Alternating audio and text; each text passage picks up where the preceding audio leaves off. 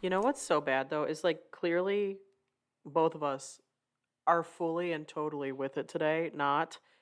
I've just realized I saved absolutely nothing to talk about for this intro. I thought about that before I clicked recording. I was like, shoozles, I don't know what to talk about. No worries, kids. I We'll mean, we pull always have something out of something our to asses. prattle about. That's what we do. Just prattling, yapping all the time. Oh We're yes, good at welcome back that. to Oddities. I'm Cassie. I'm Kelly. I was about to just say I'm Cassie. I'm Cassie and I'm Cassie. Welcome back to Strangetown, where the strangest thing is perhaps our introduction today. Wait, I know what to say. Oddities.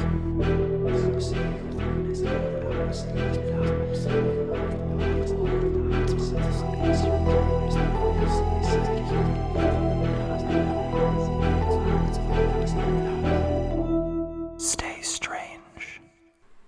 Oh, Congratulations on 300 followers on Instagram. yes! Finally. It's taken us forever. Yeah, that was We made annoying.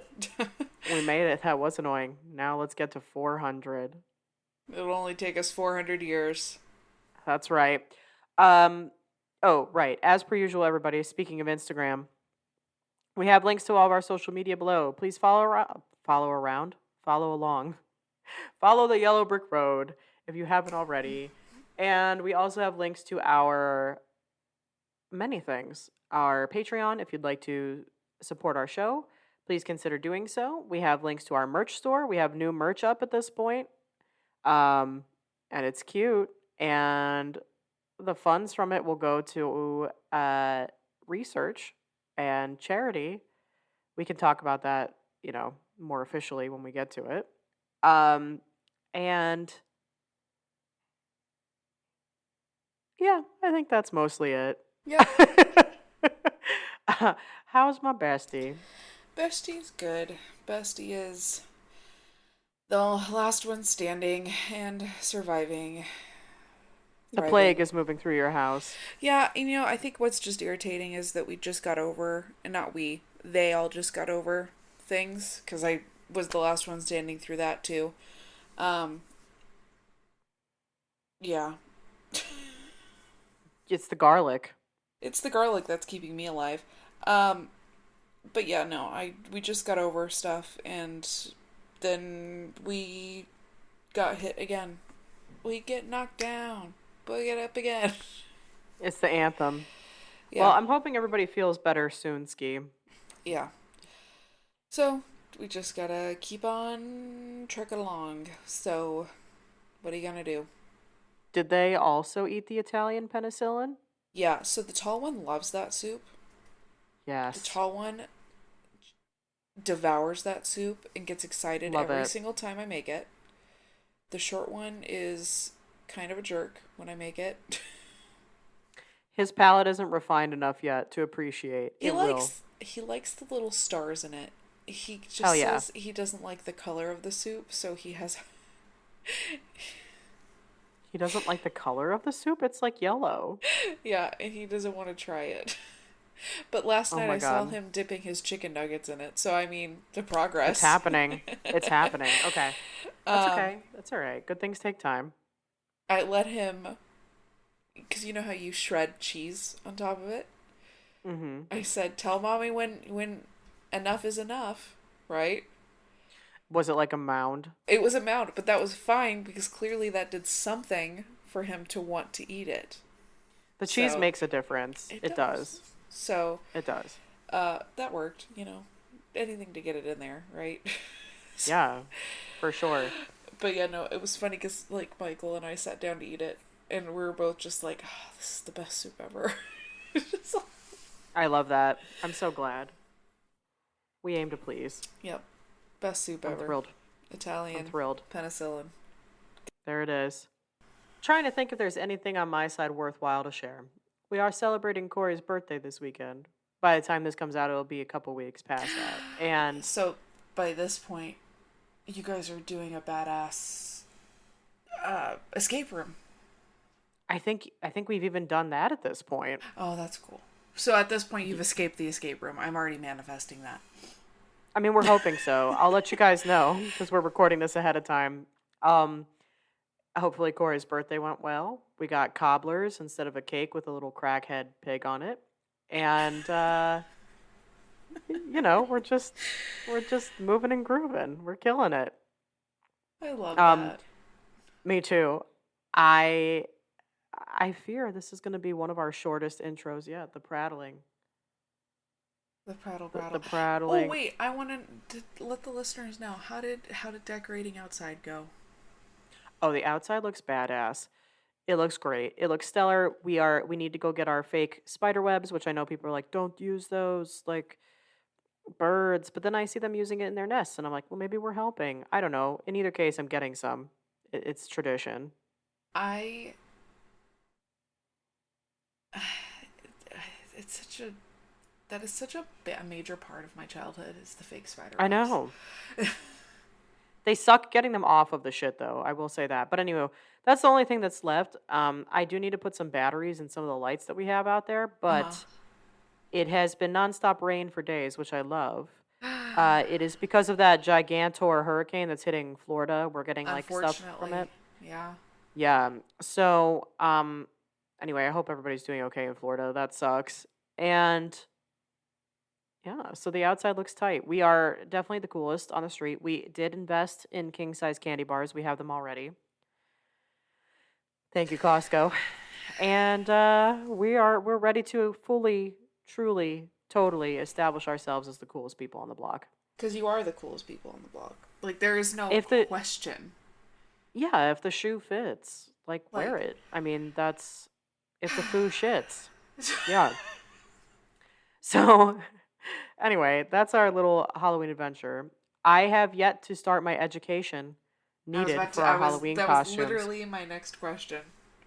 I do be needing to work on this, but Michael I think said, Michael, I told Michael about this, and he was like, if they want to, we can watch it with them. We can put them like we can set up a video chat and have a couple movie nights. that could be fun. We could get popcorn. And I was like, you because it's his favorite thing in the entire world. I love that for him. And he's like, he goes, I would love to watch it with them. And I was like, I'm dead. I am deceased. I will run it by That's Cassie. so sweet. I'm so flattered. Yeah, let's see if we can figure out a time that works for everybody to do that. I was like, that was really cute. That was Yeah, I really love that. Um, He was really shocked. He's like, "What do you mean it's the first time she's watching it?" okay, but thank you for being like the only person to not judge me, Michael, and like And you then too. Because and then anytime I say that, people are like, "What's wrong with you?" cuz then he was like he's like, "What do you mean it's the first time she's watching it? Why didn't we watch it when they were here?" we were we were busy doing other And I things, was like being the like coolest people at Disney. I was like, "We were kind of preoccupied, Michael." We were kind of riding every ride in the universe, Michael, and getting cookies and milk in between.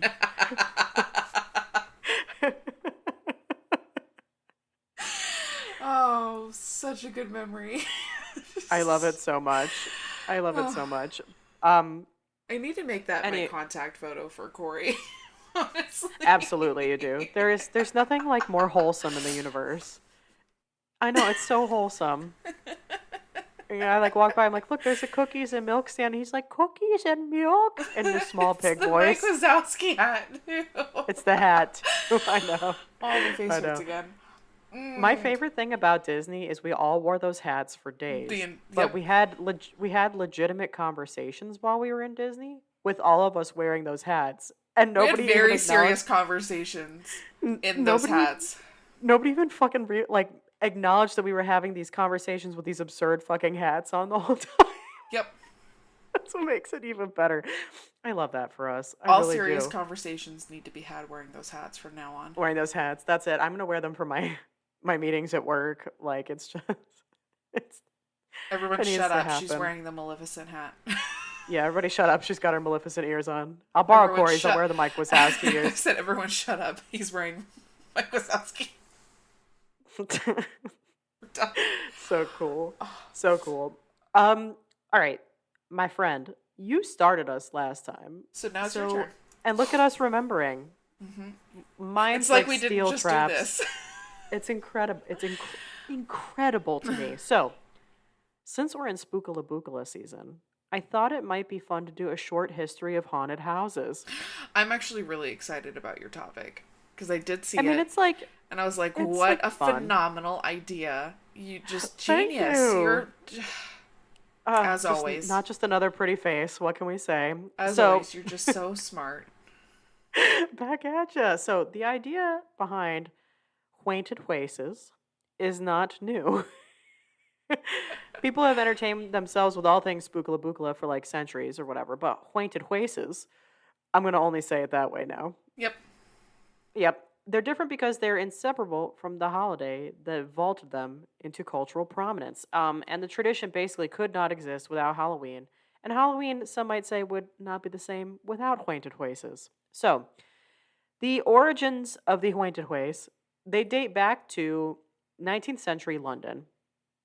I love that these spooky bitches in London made this happen. There were a series of illusions and attractions that introduced the public to like new forms of essentially like gruesome entertainment. So like in 1802, we have our girl Marie Tussaud Mm. with the fucking Madame, I guess it's not Tussaud, I guess it's Tussaud, and her fucking wax museums. But anyway, she scandalizes British audiences with her wax sculptures of decapitated French figures like King Louis the 10, 5, 6, 16th. It's in Roman numerals. Marie Antoinette, Marat, Robespierre. Tussaud's likenesses were remarkably accurate, and with good reason. She created death masks of the French Revolution's many guillotine victims. So she was like, yeah, I can do this. It's Bet. easy. So, yeah. So she sets up a permanent London exhibition. She dubs her grotesque collection the Chamber of Horrors, and it's a name that has stuck to the Wax Museum to essentially this day. Then, at the turn of the 20th century, a Rebecca McKendry describes in Fangoria magazine the closest relatives to modern haunted houses began experimenting with macabre themes. So in Paris, the Grand, I'm going to say this wrong, Guignol Theater became notorious for its onstage depictions of graphic dismemberment. The theater's director, Max Mori, famously boasted that he judged each performance by the number of people who passed out, shocked, in the audience. Then in 19, I Shocked. know, shocked, faint from the shock. Everybody was so fucking delicate. Anyway, in 1915, an English fairground in Liphook debuts one of the first, quote, ghost houses, an Oh, early type of commercial horror attraction, aka the little baby haunted place. The public appetite for horror was picking up more and more based on all these things that was kind of like building. So, Lisa Morton, who is the author of this book called Trick or Treat: A History of Halloween, trick or treat. which P.S. I need to read the whole book, but essentially she shares that Halloween themed haunted places first emerged truly during the Great Depression as American parents schemed up ways to distract young tricksters whose pranks associated with the holiday had escalated to property damage and like vandalism and like even harassment of strangers. Why were we Interesting. not disciplining these children? We just don't Yeah. know. Anyway, according to Lisa, they would come in about the same time, the haunted houses, as trick or treating did. And essentially, cities were looking for ways to buy these kids off. Be like, fucking stop. Here, go to this fucking scary ass place, and here's a bunch of candy while you're at it. Direct quote.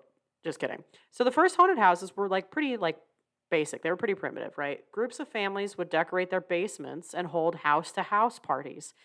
And kids would basically like spook themselves by traveling from basement to basement and experiencing these different scary scenes. There's a this really cool like party pamphlet from 1937, and it describes how like parents could also design trails of terror to spook their children. And the effects may seem similar to anyone who's ever been like disappointed by a scare that's really subpar. It says an outside entrance leads to a rendezvous with ghosts and witches in the cellar or attic. Hang old fur strips of raw liver on the walls where one feels his way through the dark steps. Weird moans and howls come from dark corners. Damp sponges and hairnets hung from the ceiling touch children's faces. Doorways are blockaded, so guests must crawl through the long dark tunnel. At the end, he hears a plaintive meow and sees a black cardboard cat outlined in luminous paint. After all that shit that sounds so sick, then there's this fucking cardboard cat at the end that's like meow. Meow. Anyway, you're gonna love this.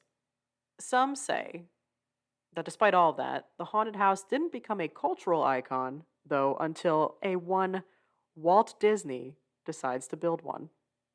There it And is. Disneyland's, there it is, Disneyland's Haunted Mansion opened in 1969, 2 decades after Disney first approved, like, I guess, the concept for this project. Mm-hmm. The attraction, of course, was designed in the style of the Evergreen House and the Winchester Mystery House. We love to see it. It becomes this big success. It's said that in a single day shortly after the debut, more than 82,000 people passed through the Haunted Mansion, and the attraction's centerpiece is the Grand Hall, the 90-foot ballroom sequence of dancing ghouls at a birthday party. Disney brings the scene to life through complex illusions, Mm-hmm. known as Pepper's Ghost, using refracted light to project. Obviously, they've just done like a renovation. It'd be cool to hear more about that from you because you've ridden it at this point and also got like demolished by the bar. But Yeah. yeah. Um, and anyway, some say like a lot of the professional haunters will point to one thing as the source, the true source of haunted houses, and that's Disneyland's Haunted Mansion. And they say it's the start of the haunted attraction industry. And so the attraction was revolutionary. And Lisa, the author of that Trick or Treat book that I said, she says, quote, "What made the Haunted Mansion so successful and so influential, however, was not its similarity to haunted houses and dark rides, that is, tawdry carnival haunted houses of the past, but its use of startling new technologies and effects. Ghosts were no longer simply sheets hung in a tree, but were instead actual shimmering, translucent figures that moved, spoke, and sang. A witch wasn't just a rubber masked figure bent over a fake cauldron, but a completely realistic, bodiless head floating in a crystal ball, conducting a seance. And so within a few years from that point, haunted houses start spreading across the country. The U.S. Junior Chamber, also known as JC's, became famous for raising money through haunted houses. And the fundraising venture was successful enough to spawn its own like how-to guide for making haunted houses. And then in California, you also have Knott's Berry Farm, which fuck Knott's Berry Farm. Don't get me started on my childhood trauma with Knott's Berry Farm. Fuck them. But anyway, they started hosting their own Halloween night attractions. Those soon transformed into like a multi-week slate of events, and every year a man named Bob Burns attracted national media attention for his detailed recreations of classic horror movies. Evangelical Christians made their own anti-Halloween attractions. Jerry Falwell and Liberty University introduced one of the first hell houses in 1972. Anyway, Hollywood starts to embrace slasher movies. We've got Halloween, A Nightmare on Elm Street, Friday the 13th, and the haunted house industry reaps the benefits. And this horror boom fuels like this demand for scary attractions and of course cross promotional advertisements. And so if you went to a haunted house in the 80s and 90s, you basically would have been guaranteed to see Freddy Krueger, Jason, Pinhead. And anyway, the haunted house industry really follows the movie industry from that point. Um, then professional haunted houses emerge as a force in the same era, quickly outspending nonprofit groups, and then tragedy strikes. And there's this fire at a haunted house in New Jersey, and it traps and kills 8 teenagers. Wow. I know. And so, in the aftermath of their deaths, then a bunch of attractions were shut down, and politicians enact stronger safety regulations, which, like, good, agree on that, as it should be. We should Mm-hmm. have stronger safety around this shit. Volunteer organizations struggled to compete against, like, new competition under these, like, stricter rules, and then soon a lot of them were essentially forced out of business. And it was like this moment for the industry where, like, you went from having these sort of basic houses where people would volunteer to opening these big haunted houses, lots of advertising, people who are paid to be actors for these things, and then it all kind of comes crumbling down. And then during the decades after that, like a number of more professional haunted houses start erupting in sort of, I guess, like contrast to these, you know, sort of harsher rules that were shutting down a lot of the more like amateur ones, if you will, right? And so roughly 2,700 of them operated in more recent times within a year alone. A large haunted house attraction can reportedly earn $3 million during the Halloween season, and the industry is worth more than $300 million, according to this one like NBC report. And so nowadays, haunted houses aren't just about creepy characters and like realistic horror. The industry has flocked to like new extreme things like zombie runs, escape games like what we are going to be doing, Yeah. experiences that are seemingly designed to like traumatize, but I guess it begs the question of like how long will the successes last? Like can the haunted house as a cultural icon last for like another century? And if it does, what's it going to look like at that point? But anyway, some feel the haunted house as a whole will eventually disappear. You know, that every business will eventually fail. So haunted houses just want to last as long as they can. But essentially, that is a short history of haunted houses. It started really out of wax museums and also the Great Depression and Disney. Wow. And there you have it. Three things I never thought I'd tie together in a sentence, but here we are. Yet here we are. Yeah, that's what The Great that's what we have. Depression. I love that. They were like, these kids are being assholes. Let's give them something to do. Yeah. Here we Let's are. scare the shit out of them. I like it.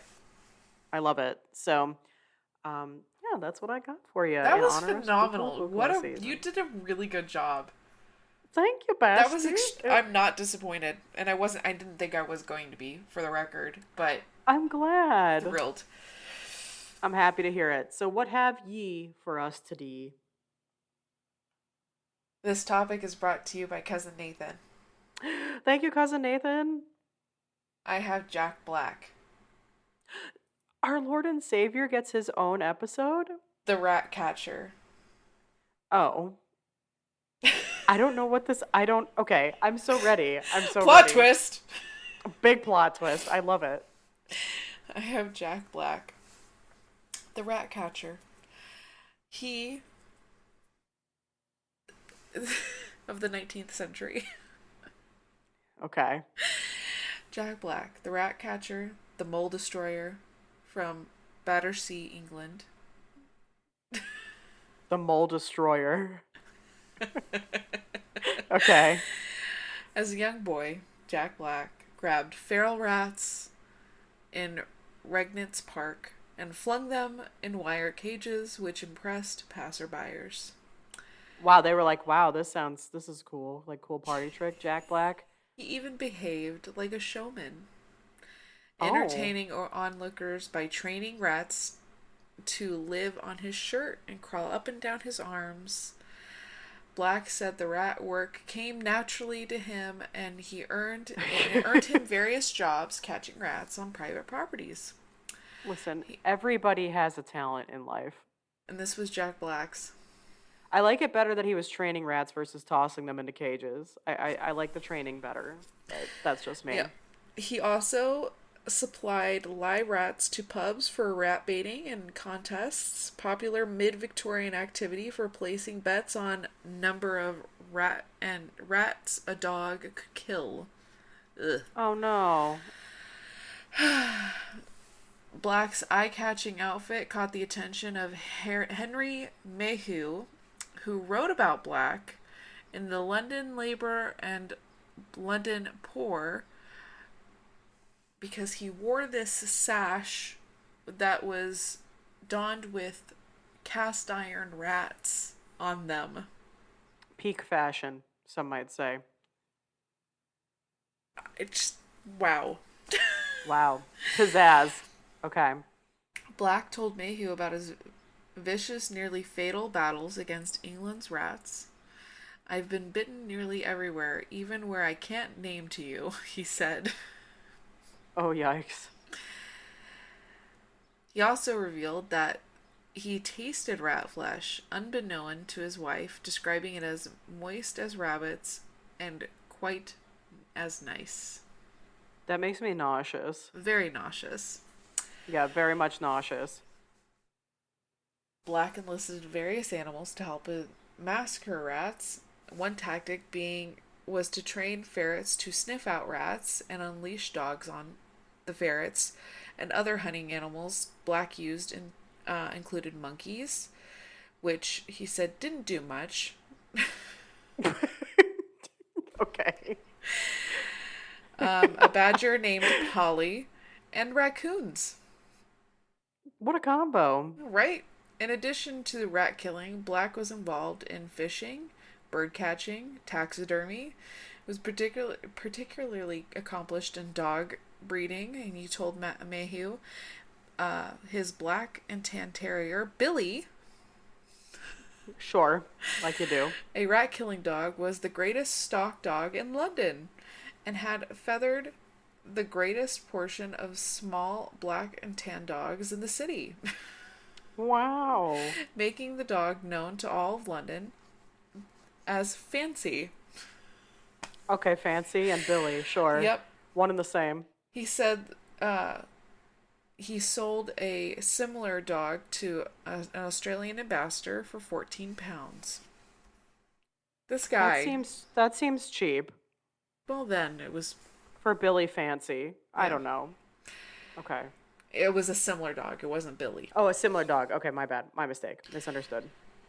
Black sales of rats and pets during the 1840s and 1860s played a role in the rat's domestication and widespread acceptance as a pet. And he bred many different colors of rats, which became known as fancy rats.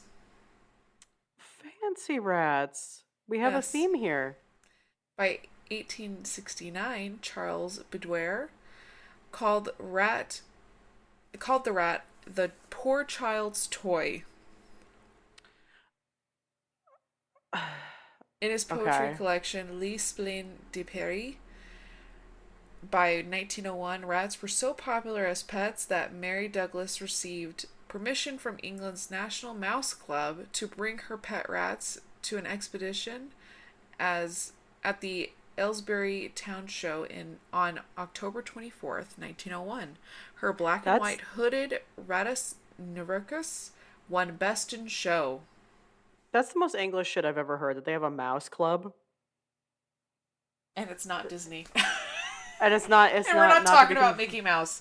We're not talking about Justin Timberlake and Britney Spears in the Mickey Mouse Club. We're talking Yep. about fucking a mouse.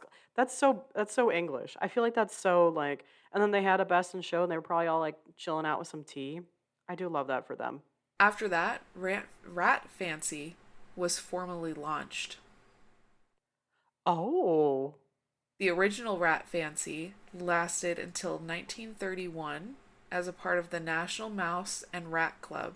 The modern Rat Fancy was received in 1976 with the formation of National Rat Fancy Rat Society, and the Fancy Rat spread around the world. Nowadays, fancy rats are widely accepted as pets and expedition animals.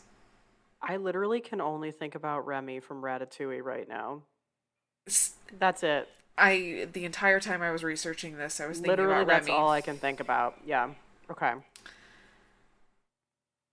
This man is responsible for fancy rats. I, this is not where I thought we were going today. I love it. What a So, weird fucking. This is Jack Black, the rat catcher. This is Jack not to be Black, confused. the man responsible for fancy rats. This is Jack Black, not Cassie's Lord and Savior, Not our Lord and Savior. Tenacious D. Tenacious D. Oh my God, what a fucking trip that was. What an well odd done. character. I cannot Yes. thank Cousin Nathan enough for bringing this to my attention. Where's Cousin Nathan finding this shit? I love it. This was so much fun. This was so Yeah, much good fun. find. Good job covering it. Like we There love was it. a little expert, but I could not find enough on this to like quite justify it, but I will say it, I guess. Apparently he was catching rats for the queen at some point. My Or the queen? king. He was catching rats for the royalties. Wow. I believe it. I mean, I mean, he's why not? widely known. Wow. I wonder if you go to England and ask somebody about this figure if they like. They've got to know. He's widely known. He is widely known. There's Gotta be. You know, one of the, I work with an agency at work and they're all English. I'm gonna ask them next time. Be like, hey, you guys ever heard of Jack Black the Rat Guy? one of my notes clearly states this is one of the ways he's described, and I will say this. He had a flamboyant appearance, typically donning self-made uniform of a green topcoat, Oh. scarlet waistcoat, and breeches with a huge leather sash inset with cast iron rats. So let I that mean, image sit with you, please. the guy dressed like a boss, no doubt. He knew what he was doing. He He got did. the attention quite well. He was an entrepreneur. Jack Black, ladies and gentlemen. Give him the old razzle dazzle, Jackie. That's cool. That was a cool topic. Well done, bestie. What a fun episode. Yay! If you look at our Google Docs, I wrote Jack Black and then in parentheses, plot twist. Oh my god. So I purposely don't look at yours too often, like ahead of these things, because I want to be surprised. Because I wrote it I'm and gonna I was look. like, she's going to be so disappointed. So then I went, plot twist. You're like, let me give her something. Give her something. A heads up. Oh my god. This was a great episode. I loved this. Thank you, bestie. Well done. Thank you, bestie. I loved yours. That was I knew it wasn't going to disappoint and it didn't. That was And behold, fantastic. here we are. So, thank you. Kids, Odd Fam, listeners alike, let us know what you think about the history of Pointed Hueses. And of And course, fancy rats. Sorry. Jack Black and his Fancy Rats. It sounds like a band name. It does. It really does. And of course, of Cuervo. Until next time. Stay strange.